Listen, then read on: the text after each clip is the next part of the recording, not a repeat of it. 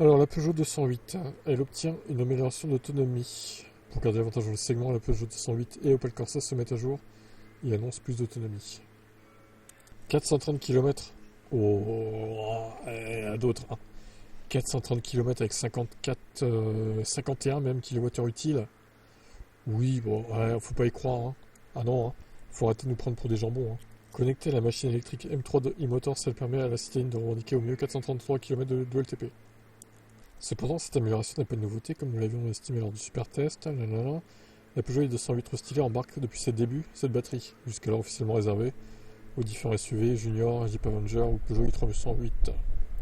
Voilà qui explique donc le très faible écart enregistré à l'époque entre la valeur WLTP homologuée et celle que nous avons calculée sur le terrain. Désormais, la différence serait de 19% dans les conditions de DLC, soit très exactement ce que nous avons enregistré sur i308 et i3008. Avec ces améliorations, les deux cousines veulent davantage creuser l'écart sur la R5 e-Tech, et c'est surtout le cas avec la 208 qui annonce officiellement son autonomie supérieure, qui s'observe dans le monde réel en mesurant les deux voitures dans des conditions identiques. Mais on peut aussi penser que Peugeot prépare le terrain avant de lancer la i208 GTI, qui devra nécessairement adopter la batterie de 51 kWh pour atteindre les 280 chevaux, comme l'a annoncé Epsilon. Alors pour Opel, la stratégie est différente puisque seules de menus retouches ont été apportées à la batterie de 48,1 kWh de capacité nette.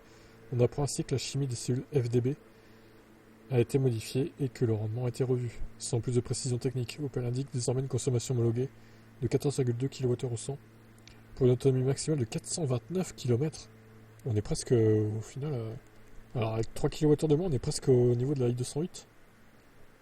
Non mais qui croit à ça? Enfin, moi je... Non. À un moment donné, Stellantis va falloir arrêter de nous prendre pour des jambons hein, quand même. Je vous mets au défi de me faire 430 km sur une charge. Alors, hors été, peut-être que oui, l'été ils y arriveront. Mais genre printemps, automne, hiver, vous y arriverez pas. Hein. Franchement, ou alors faut vraiment faire sans chauffage et conduite à fond. Mais c'est des chiffres un peu trompeurs. Hein. Franchement, là, en réel, c'est plutôt 340, 350, hein, pas 430. Hein. Faut pas compter là-dessus, hein, quand même. Hein. Quel est votre avis?